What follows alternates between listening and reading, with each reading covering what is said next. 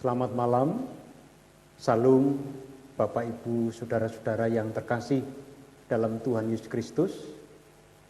Kasih karunia dan damai sejahtera dari Allah Bapa dan dari Tuhan Yesus Kristus kiranya menyertai Bapak, Ibu, Saudara semuanya. Amin. Bapak, Ibu, Saudara-saudara yang terkasih dalam Tuhan Yesus Kristus, malam hari ini kita memasuki persekutuan doa masa Pentakosta 2020 hari yang kelima. Untuk itu, sebelum kita memulai persekutuan doa ini, mari kita bersaat teduh sejenak.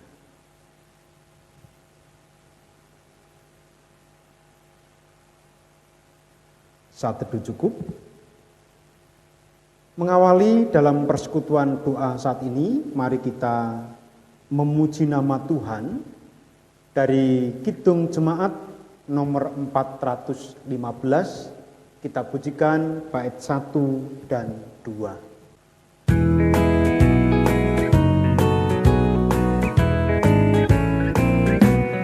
Gembala baik bersuling nan merdu,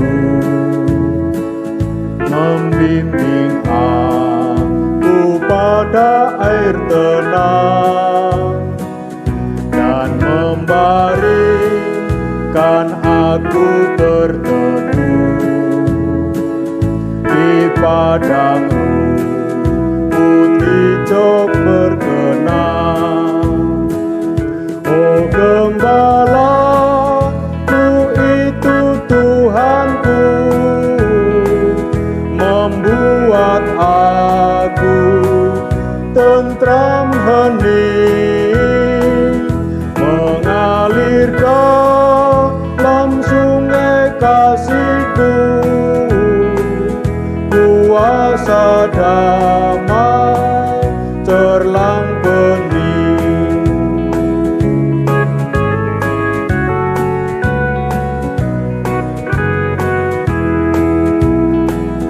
Kepada domba haus dan lesu, Gembala baik memberikan air segar ke dalam hati haus dan sendu, diberinya air hidup yang benar. Oh Gembala, itu Tuhanku, membuat aku tentram hening, mengalir dalam sungai kasih-Ku, kuasa damai terlang bening.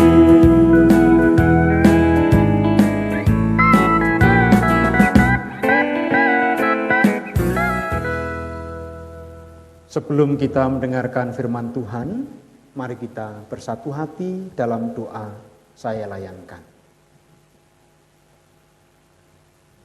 Bapa di surga, Engkau Gembala yang baik, yang setia, yang mengerti akan keberadaan kami domba-domba-Mu.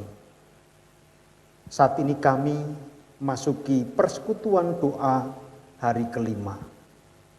Dan kami hendak belajar tentang kebenaran firman-Mu. Untuk itu Bapa, berfirmanlah. Kami siap mendengarkan dan melakukan dalam perjalanan kehidupan kami oleh karena pimpinan dan tuntunan Roh Kudus Tuhan. Dalam nama Tuhan Yesus, kami berdoa dan mengucap syukur. Amin.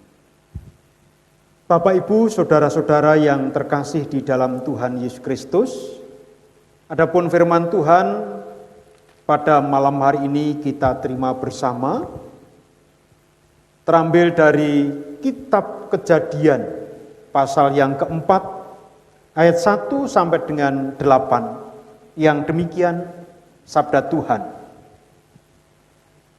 Kemudian manusia itu bersetubuh dengan Hawa, istrinya, dan mengandunglah perempuan itu, lalu melahirkan Kain.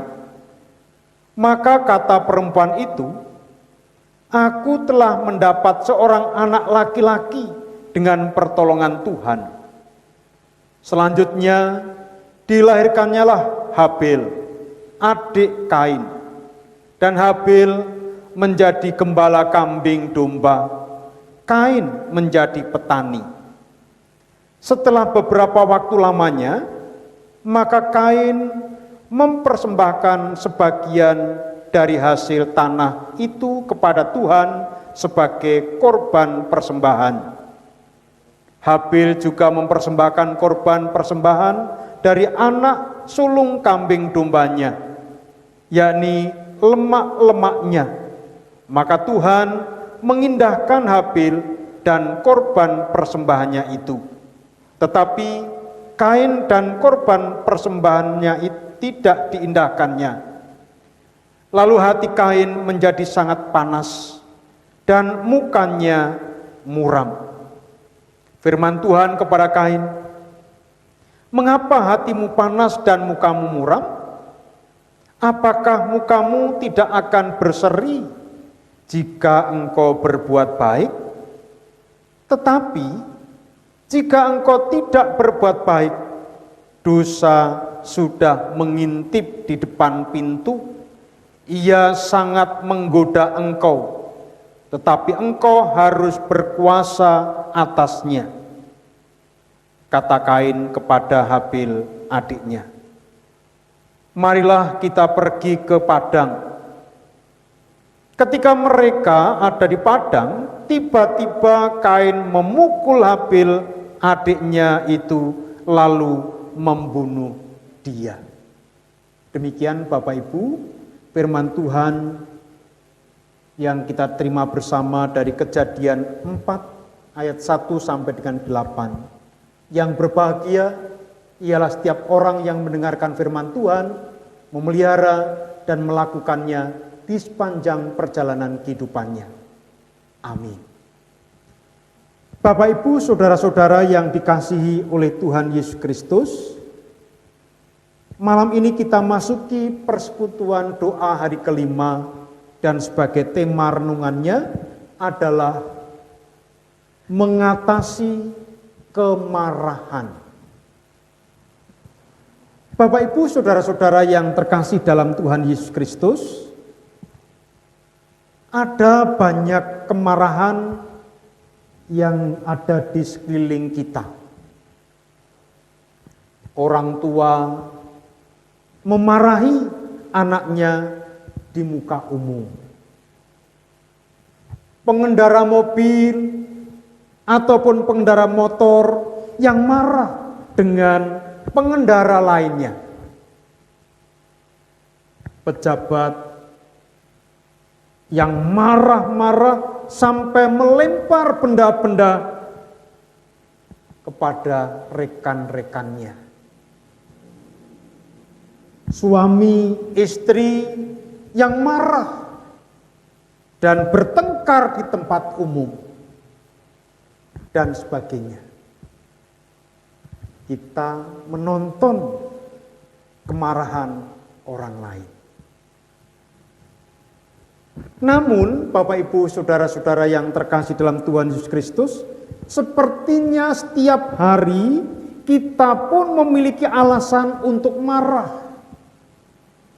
Misalnya saja, mulai dari bangun tidur, kita berharap untuk menghirup udara yang segar, tetapi yang kita cium adalah bau asap yang tidak sedap. Ternyata tetangga kita pagi-pagi sudah membakar sampah, sehingga kita marah. Atau di saat bangun kesiangan, padahal pagi itu ada tes dari dosen yang galak, karena bangun kesiangan kemudian marah-marah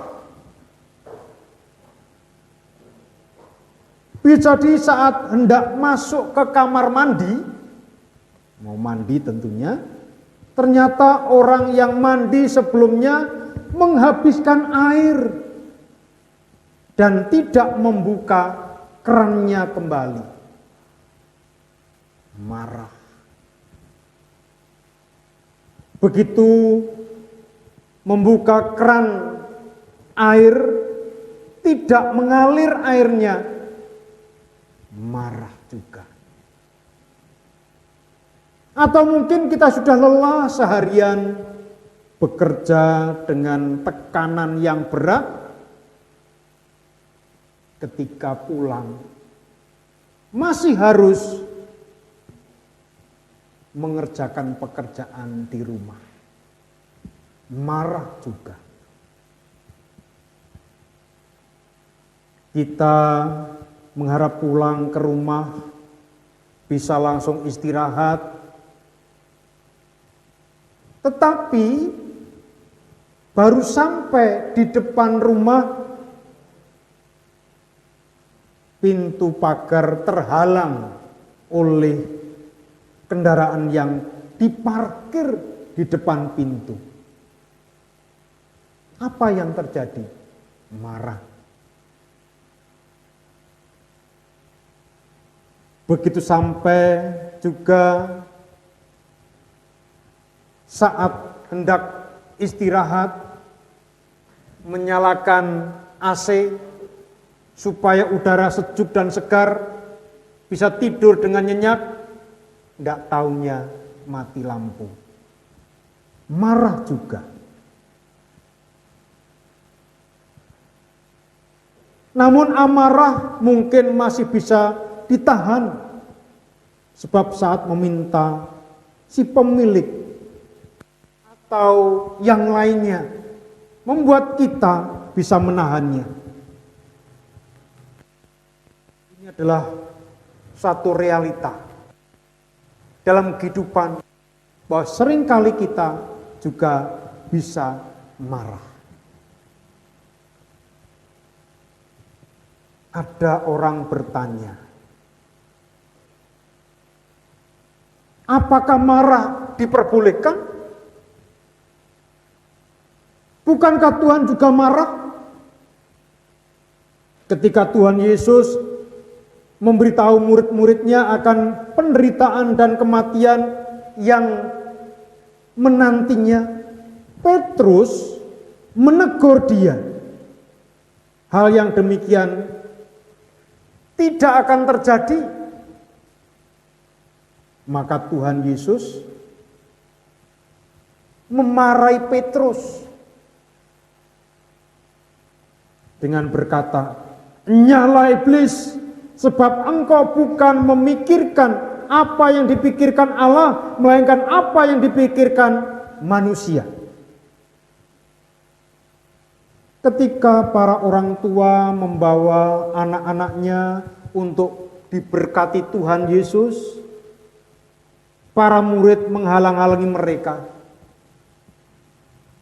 Tuhan Yesus pun memarahi mereka dan berkata, "Biarlah anak-anak itu datang kepadaku, jangan menghalang-halangi mereka, sebab orang-orang yang seperti itulah yang empunya kerajaan Allah." Dalam Markus 10 ayat 14. Belum lagi kemarahan Tuhan Yesus dalam peristiwa penyucian bait Allah yang sampai memporak-porandakan barang-barang dagangan yang saat itu sedang digelar di halaman bait Allah. Bapak Ibu, saudara-saudara yang terkasih, akan tetapi rasanya ada perbedaan antara kemarahan Tuhan dan kemarahan kita. Jika kita mau bertanya pada diri sendiri, mengapa kita marah? Mungkin kita akan menemukan jawaban yang paling sering membuat kita marah adalah kenyamanan yang terganggu. kepentingan diri yang terganggu, harga diri kita yang diremehkan, juga adanya rasa iri dalam hati kita.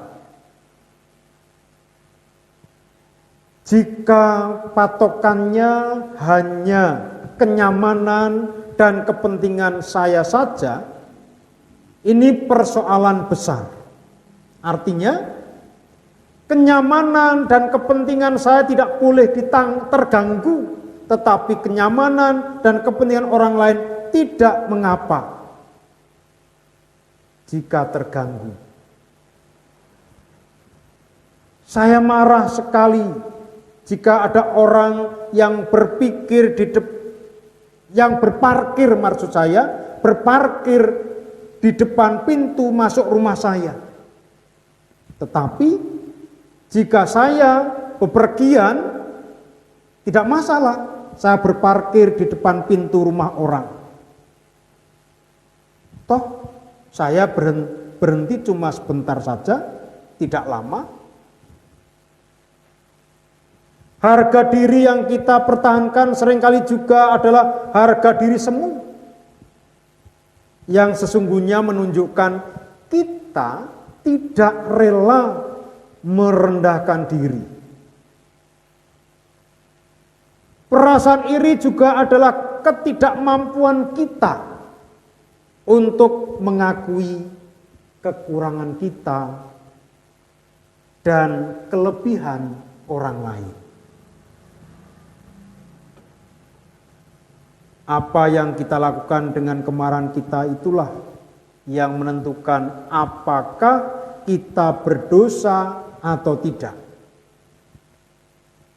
Oleh sebab itu Efesus 4 ayat 26b juga mengingatkan kita, janganlah matahari terbenam sebelum padam amarahmu.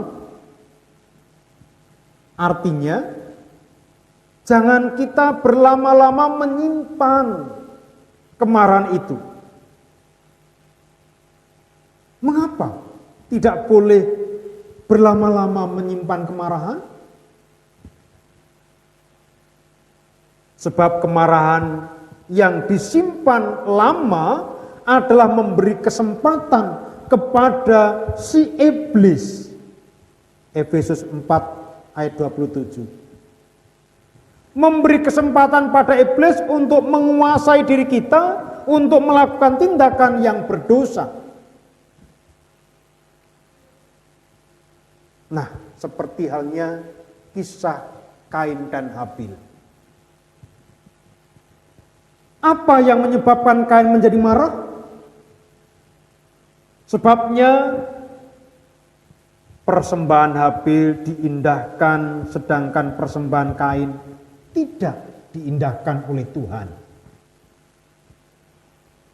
Memang tidak disebutkan atas alasan apakah persembahan Kain tidak diindahkan oleh Tuhan. Yang pasti, atas peristiwa itu Kain menjadi marah. Lalu Tuhan bertanya pada Kain tentang alasan kemarahannya. Mengapa hatimu panas dan mukamu muram? Apakah mukamu tidak akan berseri jika engkau berbuat baik? Tetapi jika engkau tidak berbuat baik, dosa sudah mengintip di depan pintu. Ia sangat menggoda engkau. Tetapi engkau harus berkuasa atasnya. Bapak, Ibu, saudara-saudara terkasih, dalam pertanyaan dan penegasan yang dilakukan oleh Tuhan ini, Tuhan mengajak Kain untuk merenungkan kembali apa alasannya ia marah. Jika motivasi yang dimiliki oleh Kain baik, tentu ia tidak perlu marah kepada adiknya. Tuhan pun memberi peringatan pada Kain untuk dapat menguasai diri dalam kemarahannya. Namun Kain memilih untuk terus hidup dalam kemarahannya. Menyimpan kemarahannya sehingga rasa marahnya itu mendorongnya untuk membunuh Habil, yaitu adiknya. Apa yang kita lakukan dengan kemarahan kita itulah yang menentukan apakah kita berdosa atau tidak. Oleh sebab itu, Efesus 4 ayat 26b tadi menyebutkan dan mengingatkan kita, janganlah matahari terbenam sebelum padam amarahmu. Artinya jangan lama-lama kita menyimpan atau memendam amarah itu. Sebab kalau amarah terus terpendam, memberi kesempatan kepada iblis yang sudah mengintip itu untuk menggoda dan menguasai kita sehingga kita berbuat dosa. Nah, oleh karena itu kemarahan yang datang ini dapat kita kendalikan supaya tidak dikuasai oleh iblis dan kita berbuat dosa. Apa yang harus kita lakukan? Yang harus kita lakukan adalah yang pertama, kita harus belajar untuk bisa menerima. Bapak Ibu, saudara-saudara terkasih, sebagaimana Tuhan mengingatkan Kain tentang motivasi persembahannya, jika itu adalah sesuatu yang baik, tentu tidak akan berbuat marah pada saudaranya. Kain perlu jujur pada dirinya sendiri. Apakah yang menjadi motivasinya ketika dia mempersembahkan? Apakah sudah benar dan tulus? Apakah yang dilakukannya adalah sesuatu yang baik? Kain perlu belajar menerima. Terkadang tidak mudah seseorang mengakui dan menerima bahwa dirinya keliru, kurang kompeten, apalagi jika dibandingkan dengan orang lain. Banyak orang daripada mengakui dan menerima kekurangannya lebih memilih untuk menyalahkan, menjatuhkan orang lain, karena itu hal yang lebih mudah daripada kita mengakui kekurangan dan kelemahan kita. Kita perlu belajar menerima kesalahan atau kekeliruan adalah suatu hal yang bisa terjadi pada semua orang. Kesalahan dan kekeliruan mestinya menjadi pembelajaran bagi kita untuk bisa melangkah lebih baik. Namun sekali lagi, terkadang kita pun sudah berupaya melakukan yang terbaik dan benar, dan orang-orang di sekeliling kita, situasi berbicara lain. Misalnya, kita sudah bekerja dengan sungguh-sungguh dan baik, tetapi justru yang mendapat promosi naik jabatan adalah orang lain yang padahal dia kurang memiliki kemampuan. Orang itu punya koneksi dengan petinggi hingga bisa cepat naik pangkat, naik jabatan. Kita marah. Kita sudah berusaha hidup sehat, pola makan sehat, olahraga teratur, rajin ibadah, tetapi kita terkena penyakit yang serius.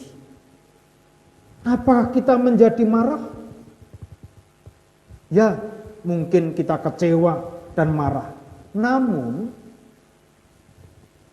hal ini menunjukkan bahwa banyak hal dalam hidup kita yang tidak ada dalam kuasa kita. Tidak dalam kontrol kita. Terhadap hal-hal yang demikian kita perlu belajar. Menerima apa yang kita hadapi.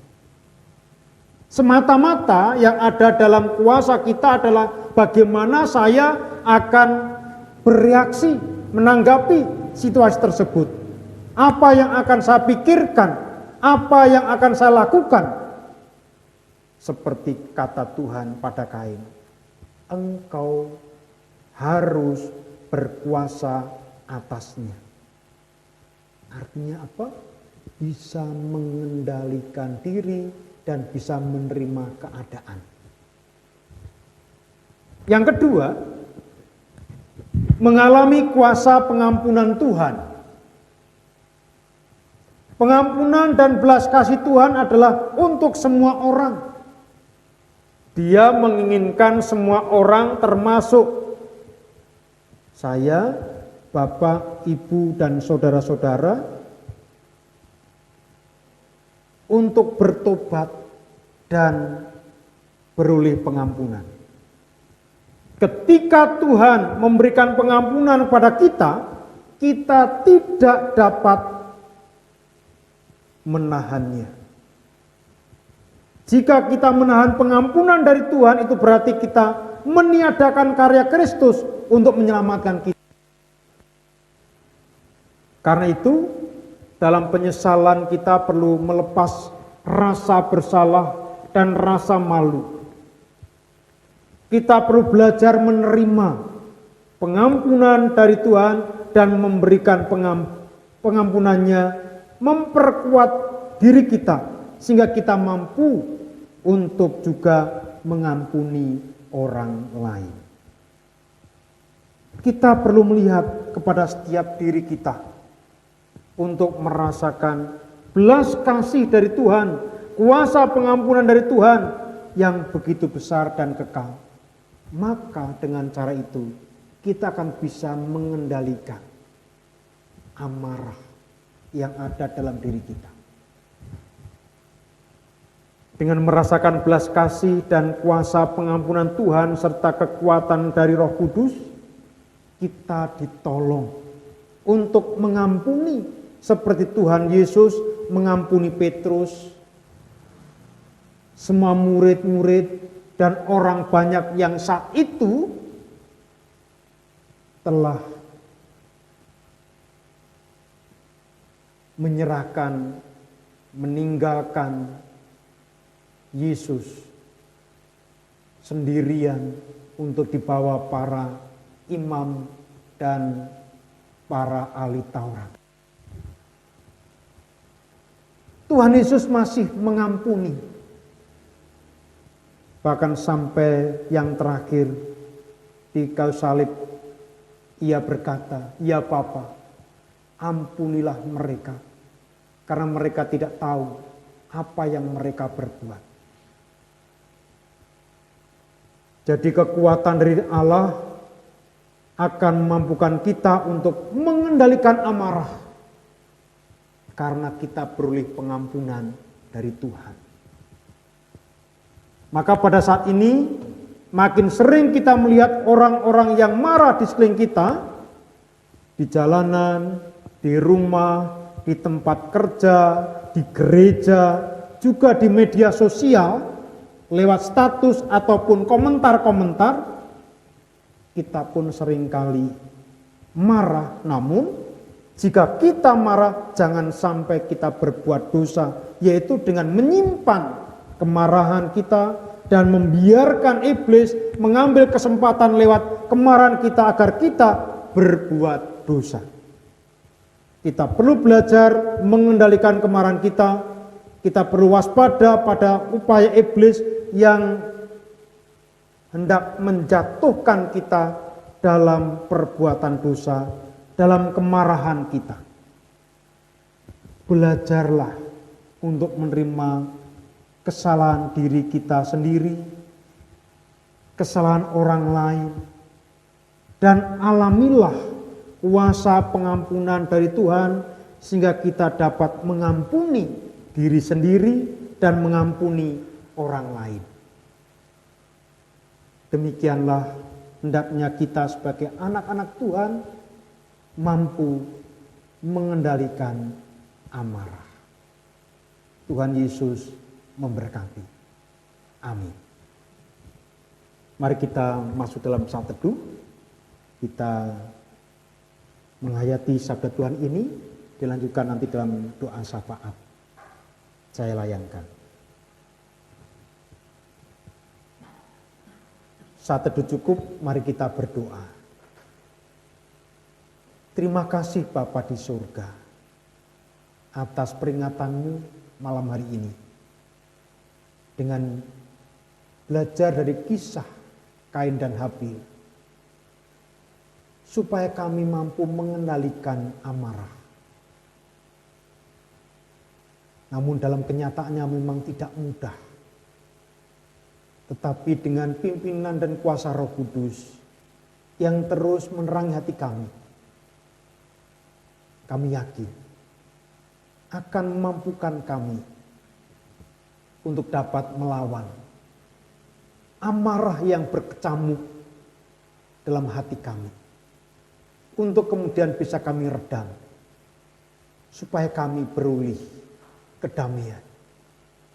Dan yang harus kami lakukan adalah menerima kenyataan, yaitu kekurangan diri sendiri dan kelebihan orang lain. Serta mau menerima pengampunan dari Tuhan dan juga mau memberi pengampunan bagi orang lain. Karena hidup dalam pengampunan itu akan dipenuhi dengan damai sejahtera. Terima kasih Bapa. Dan selanjutnya kami juga berdoa untuk kehidupan umat-Mu di GKJ Arsusari ini. Tuhan terus senantiasa meneguhkan iman, pengharapan dan cinta kasih kami, supaya kami mampu meneladan Kristus yang dengan setia, meskipun dilukai, meskipun dikecewakan, meskipun ditinggalkan, tetapi Yesus tetap mengasihi, bahkan mendoakan. Dan itu bisa juga kami lakukan sebagai anak-anak Tuhan, hingga hidup kami menjadi berkat bagi banyak orang. Sekali lagi Tuhan, kami juga berdoa, mengingat pandemi COVID-19 belum bisa berakhir. Dan mohon pertolongan-Mu, Engkau mengangkat dan memusnahkan oleh karena kuasa-Mu, Engkau yang punya otoritas, sehingga corona ini tidak berkembang. Dan kami boleh kembali melakukan aktivitas bagaimana mestinya. Sebentar kami pun akan istirahat, mohon perlindungan-Mu Tuhan, sehingga kami pulih istirahat dengan damai, karena Engkau menyelimuti kami dengan cinta kasih-Mu. Dalam nama Kristus kami berdoa. Amin.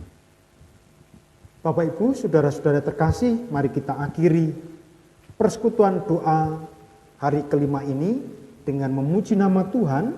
Kidung Jemaat 183 bait yang pertama dan kedua, menjulang nyata atas bukit Kala.